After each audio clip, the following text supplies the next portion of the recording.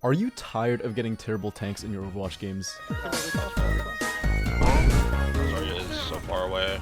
Dude, Zarya is so far away. Dude, he's playing literally completely opposite of where the rest of us are. Because I'm very tired of terrible tanks. And after playing exclusively support for the past 4 months, I'm going to prove to all the tanks that borderline through my games how easy their role is. Strap on in because this video is going to be a wild ride. Just like last video, I'll be trying out every single character, then I'll be trying to climb to masters with my knowledge and my knowledge only. No guides because I'm just stubborn that way. Surely it can't be that hard, right? I don't want to play this role anymore. I genuinely don't want to play this anymore. But I really don't want to do this. This role is too fucking miserable. Most tank players hate their lives and this game, so it's time to see how much I'll hate myself by the end of this challenge. For my first game, I played D.Va. I haven't properly played tank since Overwatch 1, so honestly, I was expecting to play bad for my first few games. But in my first fight, I proved even myself wrong with that thought.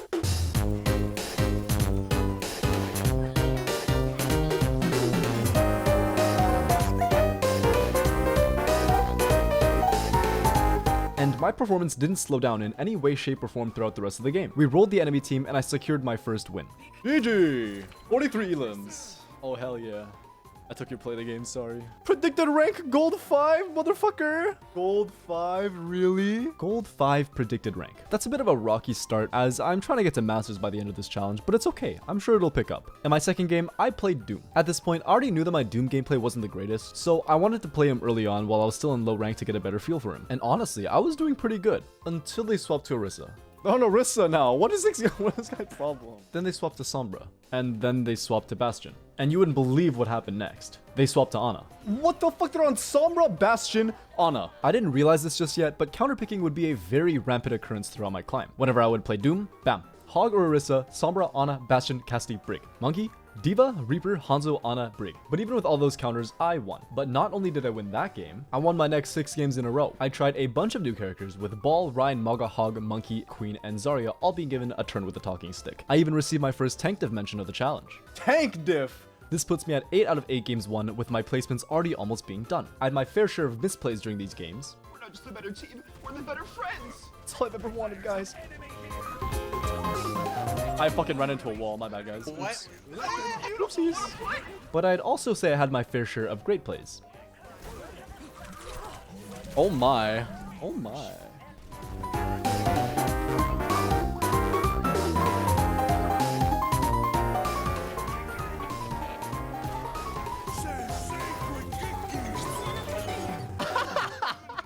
And needless to say, this challenge seemed easy. In fact, it felt so easy, I was literally playing other games in the middle of my matches. Waiting for you to finish your turn.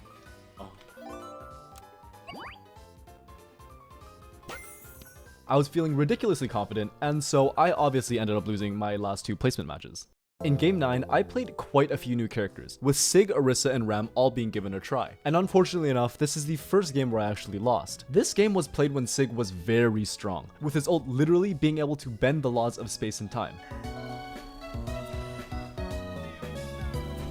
Oh no. Oh no. So I find it a bit ironic that the first game I lose is on the character that's strongest. But honestly, the loss wasn't really attributed to anyone's in-game performance. The only reason we lost was because we had a DPS duo who skill-wise were pretty solid, but they have what I like to call lost father syndrome, where their parents basically never taught them how to become a respectable human being. Yo, Sigma, can you come point so I can play up? I'm playing up, bro. Since when did you ask your Yeah, tank? Your dog shit.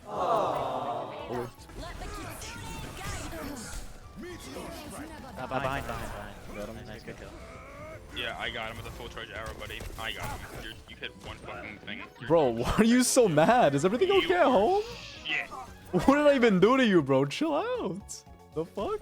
Anyways, my last tank placement, nothing of note really happened, but for some reason, one of my DPSs, who literally did nothing the whole game, said no tank. So naturally, I have to review the whole game to find any moments where this guy had literally any impact. In the first 2 minutes of the game, he does quite literally nothing except die. Then, he goes on to die again, and after another minute, he had a pretty good wall. His first death was the kills look at that, doing literally nothing. To quickly summarize, he ulted twice this whole game and didn't get a single kill from either one. He got 2 final blows the entire 10 minutes and died 8 times. Not only that, he ended the game with 6,000 damage. Now, please tell me in the comments whether this guy did literally anything at all this game. Anyways, no worries, I took the loss with pride and hopped off for the day. I ended on Plat 2, which in all honesty is pretty good. I gained a division for every game I won, plus an extra division for some odd reason. Alright, timeout. Now that I've played every character, who are my favorites? Just like in my support video where I made a tier list, it's time for another. Welcome to a special segment called my very comprehensive tier list of characters I like to play. Part 2. In S tier, I have D.Va, Zarya, Mauga, and Junker Queen. D.Va is great. She has great mobility, a very good defensive tool in the form of Matrix, surprisingly solid DPS output, and she even has a second life. In a way, D.Va kind of feels like Ice Climbers in Smash. Pretty high skill ceiling, surprisingly high damage output, and they both basically have 2 lives. And when one of those lives is gone, that being your mech or Nana, you're significantly weaker. The only difference is D.Va's actually popular. Now, as for the other heroes in S tier, you can probably notice a common denominator. Hypothetically, let's say these 3 were a family. A very dysfunctional family, but a family nonetheless. Zarya is your hardworking single mother. She works day in and day out to provide for her family with her bubbles. Great defensive utility, and you don't want to see her when she gets angry or else she's throwing a black hole at you. Junker Queen, that's your classic alcoholic father. Zarya divorced her long ago because of her drinking problems, and now you have a crude-mouthed individual who yells a lot and wields a giant knife and axe, who for some reason have names. Must be the schizophrenia kicking in. And then there's Mauga. He's the son. Zarya loves him a lot, but acknowledges he might be a little fucked in the head. He's in a special class at school with other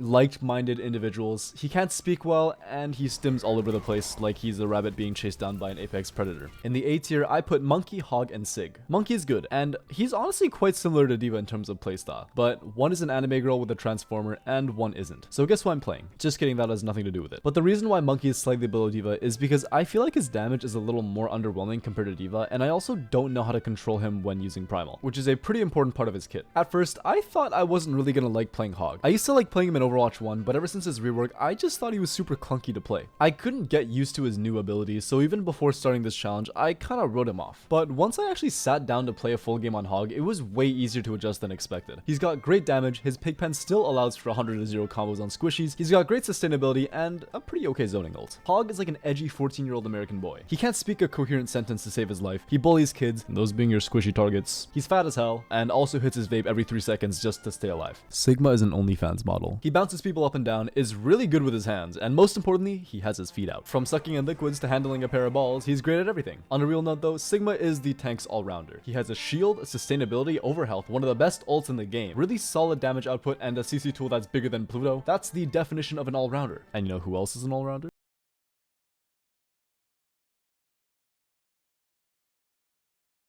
Next, we have the whatever tier. This tier includes Ryan, Ram, and Ball. I'd say Ram is also an all-rounder, good damage, probably the highest survivability out of all tanks, and a very strong ult. But the issue I have with Ram is I don't really enjoy playing him. He's also just way better in organized team play rather than solo queue because your survivability doesn't mean much if your team doesn't really know you're trying to survive. Like remember 4th grade science class where they teach you about erosion? That's basically what happens to Ram. The enemies are your wind and water while Ram is the rock. Your teammates are the preventative factors that could build you up. But what often happens is the enemies just turn you into the Grand Canyon before your teammates can patch you up because you guys just aren't on the same page. Ryan is your de facto tank. When you think of a tank in Overwatch, he's your guy. So why is he so far down? Well, I just feel like Ryan is too team dependent. I enjoy heroes with more solo carry potential, so I don't really enjoy playing him as much as most people do. Definitely feels good when you get a 5-man shatter off though. The final hero in this tier is Ball. He's a funny little guy. He's literally a hamster controlling a giant robot ball. And honestly, he might be the most interesting character design-wise I've seen in any video game besides maybe Number K from Counter-Strike. He's very good at disrupting the backline and just generally being annoying, but I don't think he fits my playstyle too well. Nothing much else to it. And in the final tier, we have only one hero, Orisa. Orisa is basically the only hero I actively don't want to play. She's boring, not even that strong anymore after the nerfs, and did I mention she's really boring? I feel like Sisyphus playing this hero. Hey guys, I had a great segment planned, but apparently this song is copyrighted, so I had to take it out. But nobody said you guys can't play it on a separate tab. So for the most immersive experience, head on over to YouTube, search up Me and the Birds by Duster, click on the video, and begin playing when I say go. 3, 2, 1, go. I just hold left click and then cycle my 3 cooldowns until my team or the enemy team dies.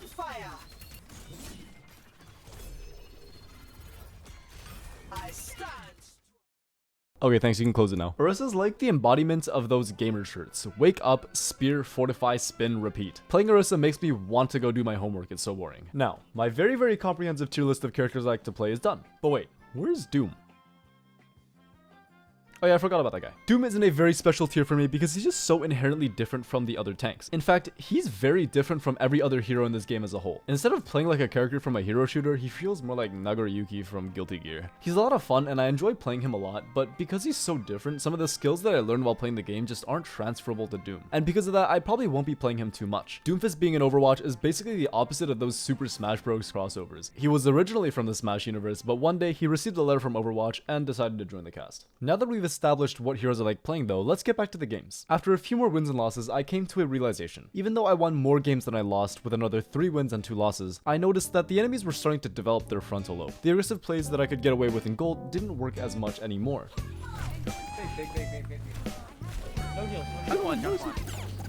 Help me! Still one. Jump still one. They're all low in that. They're all low in that. Get the junk, man! There are no healers in there! Throw a manga. I'm sleeping! No! Oh, I'm dead. Manga, no! I mean, I was still getting picks, but I was borderline killing myself just to get one person, which honestly isn't worth it. And even though I noticed this early on, I wouldn't really implement this into my gameplay until much later.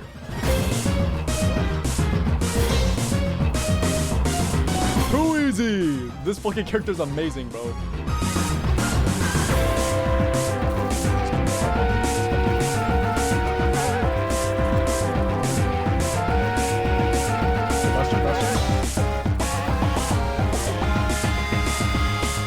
Huge, baby! Let's fucking go! 32 elims, 15k damage. I love Maga. And I got play the game, baby. Did you see that flick? Only 1 rank off. Day 2 diamond? It seems like this is gonna be a lot easier than fucking import. Maybe I'll go for GM.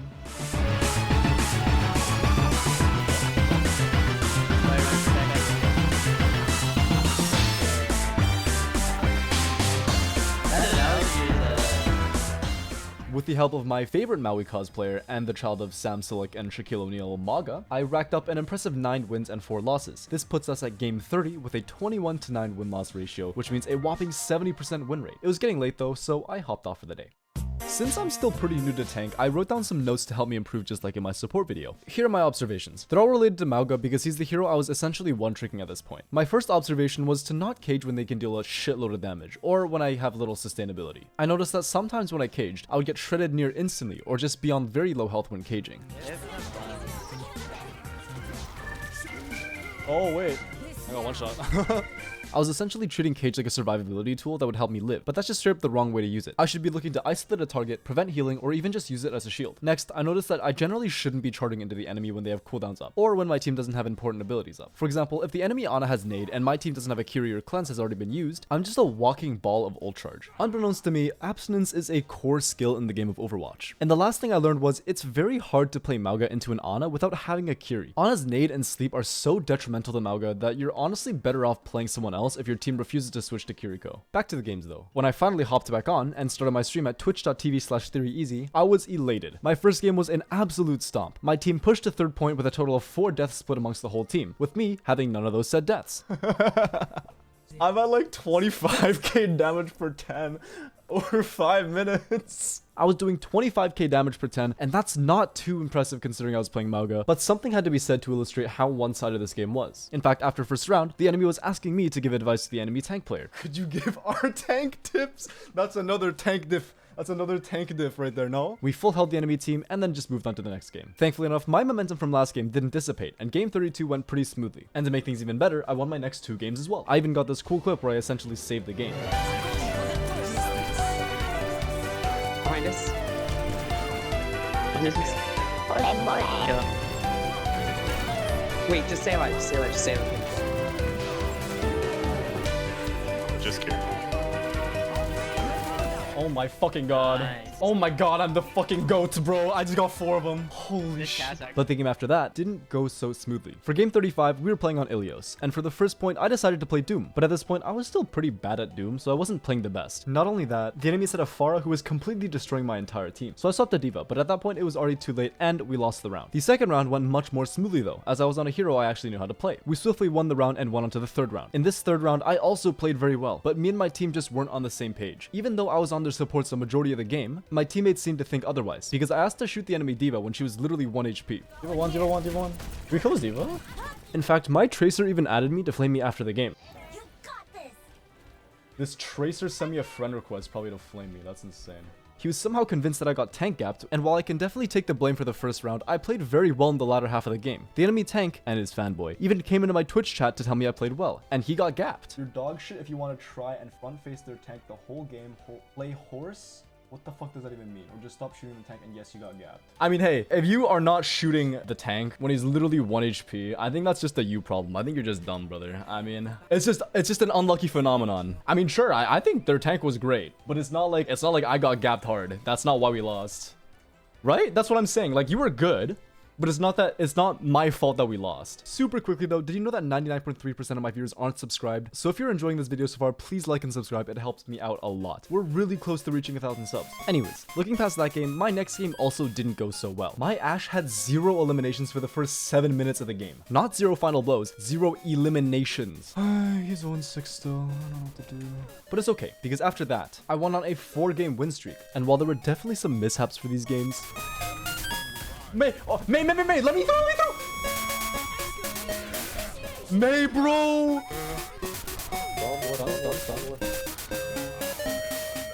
Oh, what the fuck? Malga? Bro, I slipped off the stairs. What? I just fucking dropped off a cliff, bro. No.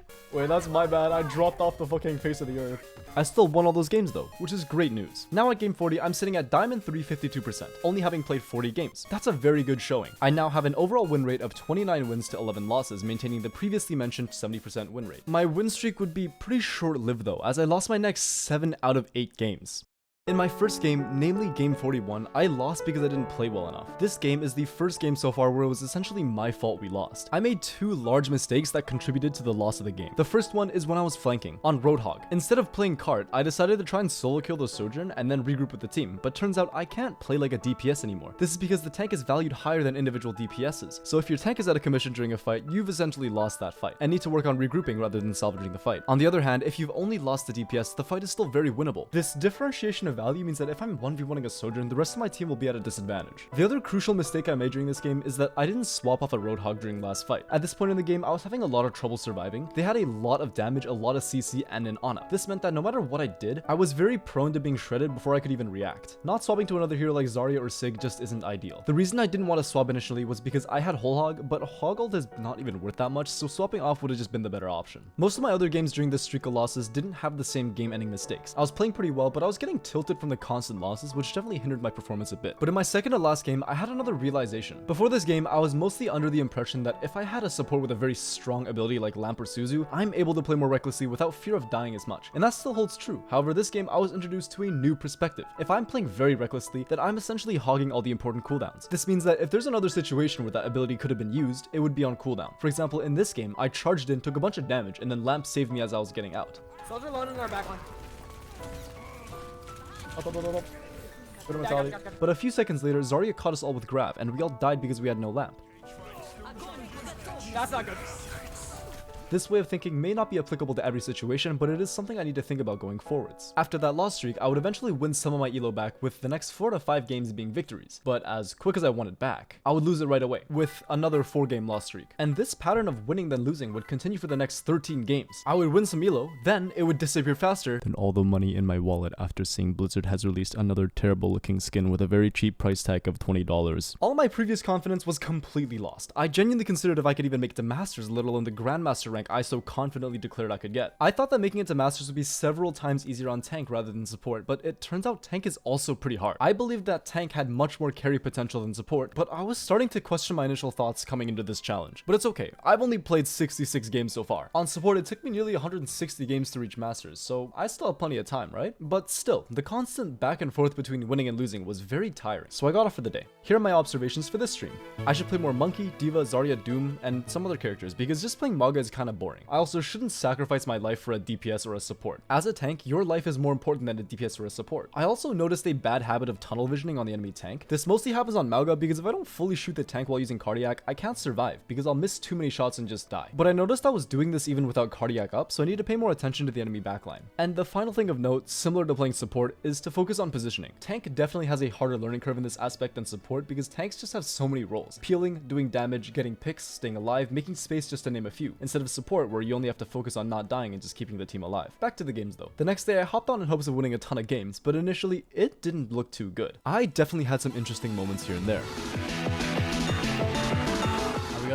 We gotta make sure that we're keeping the team happy, you know? It's like Overwatch is like babysitting, and when your team is happy, you're happy. Happy mother, happy child, happy wife, happy life, you know?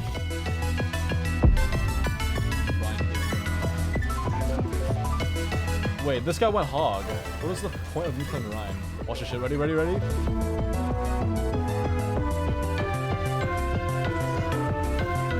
Yeah, I scared him off with my fucking aura, bro. Look at that.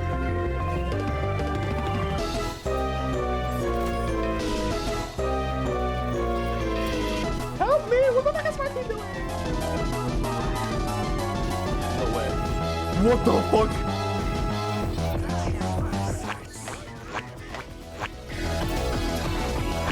Run, dude.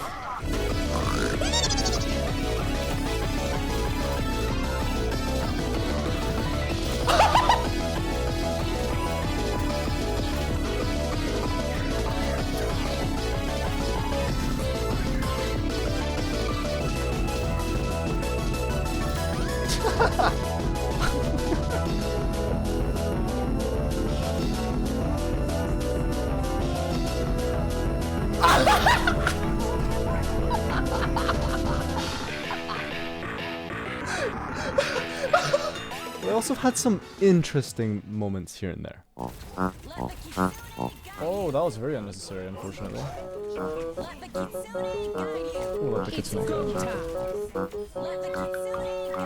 What are these kitsunes? I actually kind of don't understand this. Can I get some heals, bro? What the fuck are you doing? Where's that going? Where's that going? Huh? Tell me, where's that going?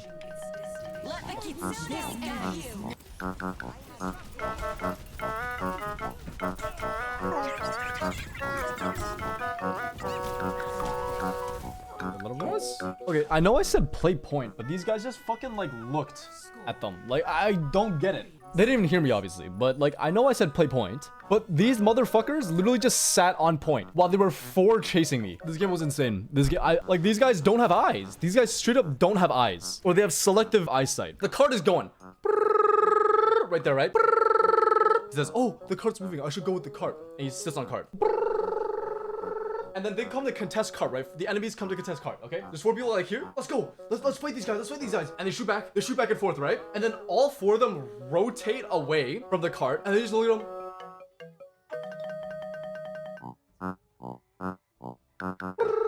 Mercy reses, Hog hooks me, Ana antis me, and then the other DPS shoots me. My team just looks at you, move like, bye. It's like they were like the children of divorce, and they just watched their father leave. It's like, bye bye. Didn't miss you. You were an alcoholic. My bad, bro. My bad. That's on me. My bad. That was my bad, guys. My bad. That game was on me. I want to keep trying Doom. I'm not gonna force it. Oh. Okay, bro.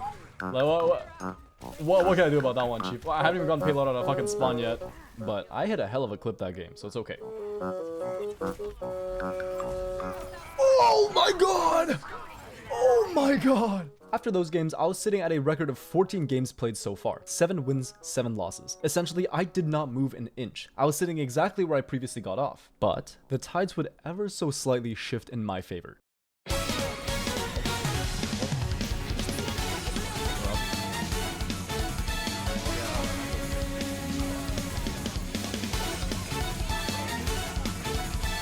I forced him off my ground.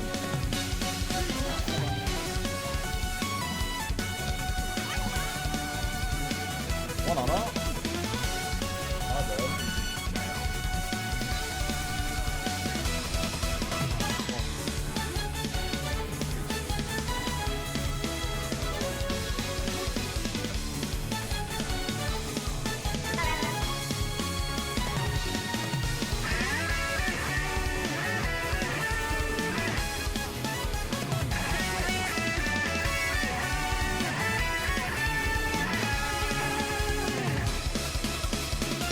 Oh my god, I'm just the best.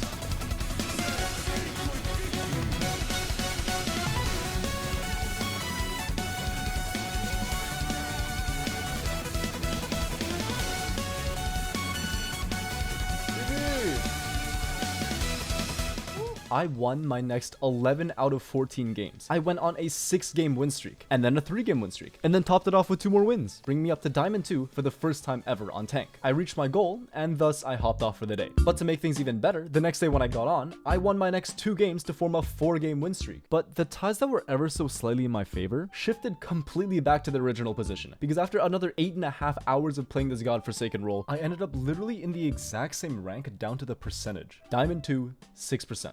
I definitely had some interesting heart-to-hearts while playing though. Damn, 18 and 2? Not bad. I gotta rewatch this, bro. I gotta rewatch the clip of me just joining the screen. Hold on. Oh, you gotta suck your own real quick. That's it. Yep. I bet you off in the mirror, bro. I bet you off in the mirror. No, bro, I don't off. What? I guess I try not to. Alright, let's see this play. Am I supposed to be looking? No, I'm just watching. I'm watching by myself, you know? Like, you know when you get that dopamine rush when you watch yourself? Not like that. I'm not that egotistical or narcissistic. Yeah, this I'm guy not that. definitely looks at himself in the mirror and No. he doesn't off, but he maybe like touches his nipples a little bit. Okay, look, bro. Hey, you didn't deny it. Hey, you didn't deny it, guys. Oh Okay, my. look. Some people are just born a bit dumber.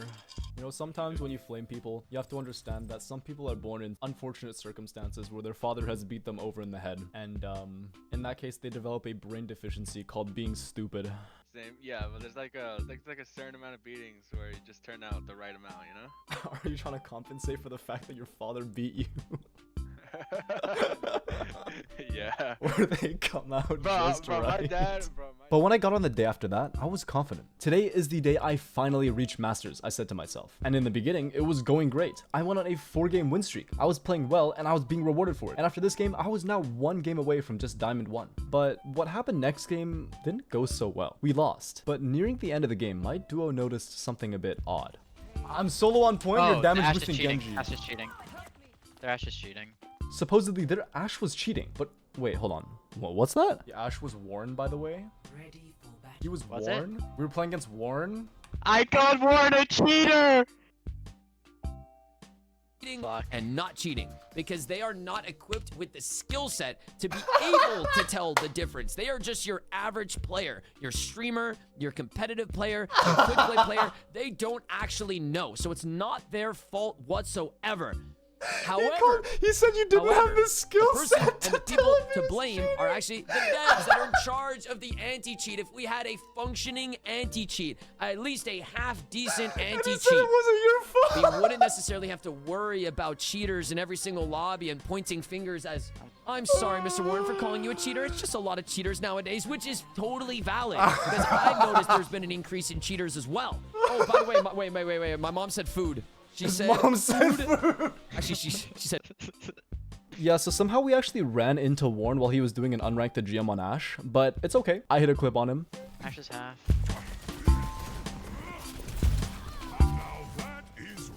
He's too high clock me.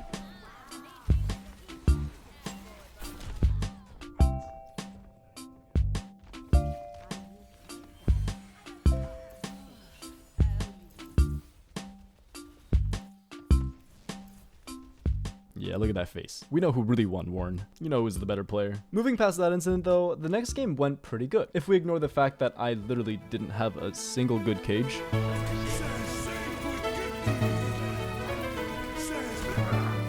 My ult got cancelled. Fuck you guys! But I won. It's okay. Winning this game meant I was once again 1 game away from Diamond 1. But of course, I play Overwatch, I can't have nice things. So what happened to me next had to come from some sort of propaganda ulterior motif. Why am I getting soul ulted? What the fuck? Why do I keep getting soul ulted?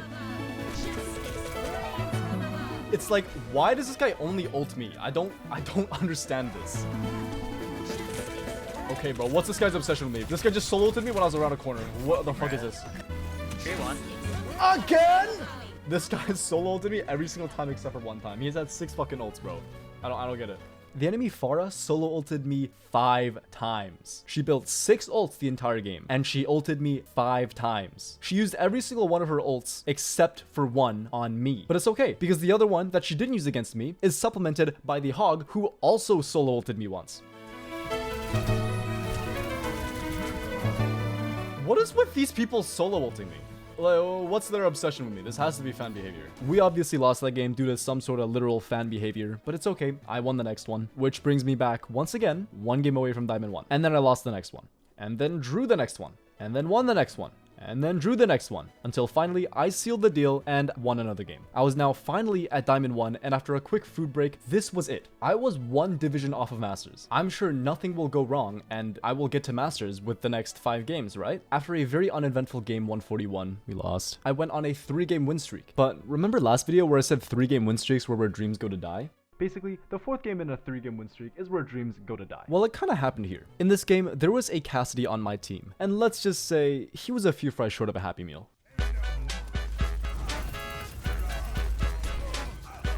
Wait, where's my tank? Where's my tank? Bro! I'm with Moira. What do you mean? No, you're not! I'm with Moira. What do you mean you're in. not? You're not in. I'm with. Go right side. We can kill them. We can kill them right here. Naga, I'm hello? not with you. I'm not. I just I got respawned, one, I got bro. one. Yeah, but they're in our spawn. Yeah, I already went left side before you told me that, bro. Good shit. How do you die so fast? I got charged, bro. He literally came out of fucking nowhere. That is fucking No matter what tank, he dies. You That's have more crazy. deaths than me, bro. What are you talking Yeah, about? I might have died more times, but you die at fucking crucial times, bro. Ooh, that's a really bad stagger. Yeah. Not only was this guy stupid, he was also convinced he was right in every circumstance. So, with that absolute dumbbell of a teammate, we lost. But lo and behold, guess who I queued into the very next game? Is that Roku City? Is that the fucking Alice Flaming? Yes, it is. It was Mr. Roku City in the flesh. So naturally, knowing he's a literal dumbass, I had to let him know he was terrible in the nicest way I know how. Hell, you suck. So This ends now.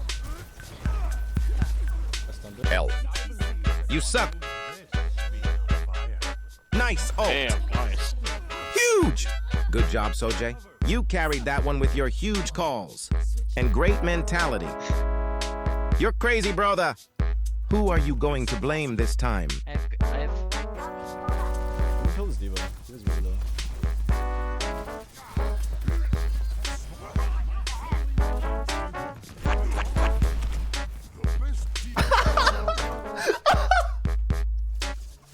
And would you know it, clearly after that game, my ego was sky high. I won the next 2 games in a row, and they were both pretty much steamrolls. Now, I was only 9% off of my goal of reaching Masters. One more game. Oh my god, 9%. Whoa. It was now or never. Insta-lock Torb. Is that a good sign or a bad sign? That's not a good sign. nice. You can kill Reaper.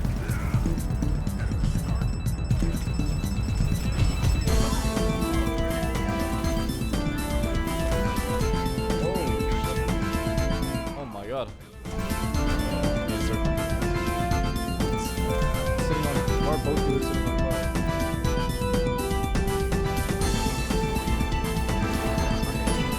Okay, that's really good.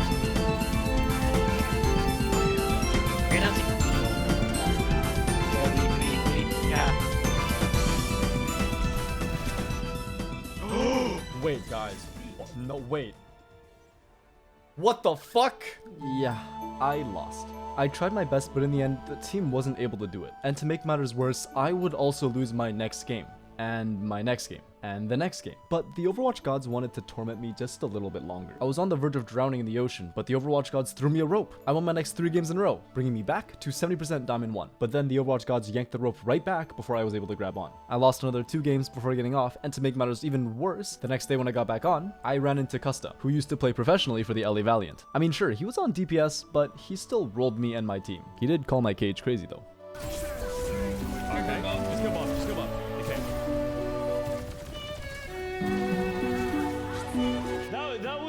That was a crazy ass cage. But being happy over that doesn't mean much because I queued into him again the next game, and would you look at that, I lost again. In fact, I lost another 2 games after that. And at this point, I had to have a serious conversation with myself. Why am I doing this? I don't want to play this role anymore. I genuinely don't want to play this anymore. I genuinely don't want to do this anymore. This is so miserable. Like, I'm genuinely just considering ending it here. I really don't want to do this. Like, I really don't want to do this. I want to make the video, but I don't want to do this. I'm just gonna... Yeah, I'm not doing this anymore. I'm gonna play DPS. I'm gonna play DPS. I'm not doing this anymore. This is so miserable. After careful consideration, I'm calling it quits. I'm done with tank. This may seem incredibly anticlimactic, especially when I was only 9% off of actually reaching my goal. And in a different universe where that game went better, I'd already be masters. But what caused me to stop? Why quit when I was so close? The simple answer was, it just wasn't fun anymore. For the vast majority of people, you play games to have fun. And if you have fun playing tank, well, I have news for you. Now, why is tank not fun? Well, there are a couple reasons why, and I'll go into them right now. But keep in mind, these are just my observations and opinions as a person who doesn't play much Overwatch. So if you disagree, definitely let me know in the comments. Anyways, let's get into it. In my opinion, tank is the least impactful role in the game, and thus a coin flip whenever you play. Let's say your performance is rated on a scale of 1 to 10, 1 being terrible and 10 being literally god tier, with 5 being your average performance for your rank. Your performance can be anywhere from a 3 to a 7, and literally nothing will change. And depending on how good your team is compared to the enemy, you could be playing at a level 10 and still not win. Now, let's try to apply this to actual ranks to give a better perspective. Let's say you're gold 5. You could play anywhere from a silver to plat level and literally nothing will change. Only once you play at a bronze level